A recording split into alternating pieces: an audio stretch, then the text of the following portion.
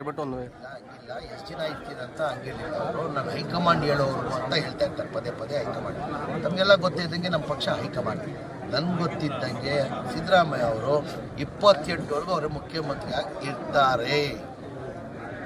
ಆಯ್ತಪ್ಪ, ನವೆಂಬರ್ ಕ್ರಾಂತಿ ಅಂದರು. ನಾನು ಆವತ್ತು ದಿಲ್ಲಿಯಲ್ಲಿ ಹೇಳಿಕೆ ಗೊತ್ತಿದೆ, ಯಾವ ಕ್ರಾಂತಿನೂ ಆಗಲ್ಲ, ಯಾವ ಪ್ರಾಂತಿನೂ ಆಗಲ್ಲ. ಯಾರು ಕ್ರಾಂತಿ ಅಂದವ್ರೆ ಅವ್ರಿಗೆ ವಾಂತಿ ಭೇದಿ ಆಗ್ತದೆ ನವೆಂಬರ್ ಆದಮೇಲೆ ಅಂತ ಹೇಳಿದೆ ನಾನು. ನವೆಂಬರ್ ಹೋಯ್ತು, ಡಿಸೆಂಬರ್ ಹೋಯ್ತು, ಈಗ ಜನವರಿ ಸಂಕ್ರಾಂತಿ ಅಂತಾರೆ, ಅದೂ ಹಂಗೆ ಆಗೋದು. ಏನೇನೂ ಆಗಲ್ಲ. ಹೈಕಮಾಂಡ್ ಸಿದ್ದರಾಮಯ್ಯ ಜೊತೆ ಇದ್ದಾರೆ. ಈಗ ಯಾರೆಲ್ಲ ಸಿದ್ದರಾಮಯ್ಯ ಅವ್ರಿಗೆ ಬದಲಾವಣೆ ಮಾಡಬೇಕಾದ್ರೆ ನೀವು ಮಾಡೋಕ್ಕಾಗಲ್ಲ. ನಮ್ಮ ಹೈಕಮಾಂಡ್ ಪಕ್ಷ, ಕಾಂಗ್ರೆಸ್ ಪಕ್ಷ ಹೈಕಮಾಂಡ್ ಪಕ್ಷ, ಅವ್ರು ಮಾಡಬೇಕಾಗಿರೋದು. ಈಗ ಹೈಕಮಾಂಡ್ ಏನು ತೀರ್ಮಾನ ತಗೊಂಡು ಅದಕ್ಕೆಲ್ಲ ನಾವೆಲ್ಲ ಬದ್ಧ. ಅಂದರೆ ಒಟ್ಟಾಗಿ ನನ್ನ ಅಭಿಪ್ರಾಯ, ಸಿದ್ದರಾಮಯ್ಯ ಅವರೇ 28ವರೆಗೂ ಮುಖ್ಯಮಂತ್ರಿ ಆಗಿರ್ತಾರೆ.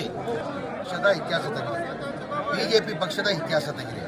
ಯಾವಾಗ ಚುನಾವಣೆ ಬರ್ತದೆ, ಜನಗಳ ಮಧ್ಯೆ ಕಾಂಗ್ರೆಸ್ ಪಕ್ಷ ನಮ್ಮ ಕಾರ್ಯಕ್ರಮನ ತೋರಿಸಿ ನಾವು ಮತ ಕೇಳ್ತೀವಿ. ನಮ್ಮ ಸರ್ಕಾರ ಇತ್ತು ಹಿಂದೆ, ನಮ್ಮ 2013 ಹಿಡ್ಕೊಂಡು 2018ವರೆಗೂ ಸಿದ್ದರಾಮಯ್ಯ ಅವರು ಮುಖ್ಯಮಂತ್ರಿ ಆಗಿದ್ದರು. ಇಂಥ ಭಾಗ್ಯಗಳು ಕೊಟ್ಟಿದ್ದಾರೆ. ಮುಂದೆ ನಮ್ಮ ಸರ್ಕಾರ ಬಂದರೆ ನಾವು ಇಂಥ ಕಾರ್ಯಕ್ರಮ ಕೊಡ್ತೀವಿ ಅಂತ ನಾವು ನಮ್ಮ ಸಾಧನೆಯನ್ನು ತೋರಿಸಿ ನಾವು ಮತ ಗೆಲ್ತೀವಿ. ಯಾವತ್ತನ BJP ಅವರು ಸಾಧನೆಯನ್ನು ತೋರಿಸಿದಾರ? ಹಿಂದೂ ಮುಸಲ್ಮಾನ್, ಹಿಂದೂ ಅದು ಬಿಟ್ಟು ಯಾವುದನ್ನ ಸಾಧನೆ ತೋರಿಸಿದೇನು ರೀ? ಸಾಧನೆ 0. ಅವ್ರಿಗೆ ಹಿಂದೂನೂ ಬೇಕಾಗಿಲ್ಲ, ಯಾವ ಮುಸಲ್ಮಾನೂ ಬೇಕಾಗಿಲ್ಲ. ಇಲ್ಲಿ ಹೆಚ್ಚಿನ ಸಂಖ್ಯೆಯಲ್ಲಿ ಅಲ್ಪಸಂಖ್ಯಾತರಿದ್ದಾರೆ. ನಮ್ಮ ಇಸ್ಲಾಂ ಧರ್ಮದಲ್ಲೂ ನಮಗೆ ಜಾತಿ ಭೇದ ಮಾಡಿ ಅಂತ ಎಂದೂ ಹೇಳಿಲ್ಲ. ಅಂದರೆ ಎಲ್ಲರಿಗೂ ಪ್ರೀತಿಯಿಂದ ವಿಶ್ವಾಸದಿಂದ ಬರಬೇಕಂತ.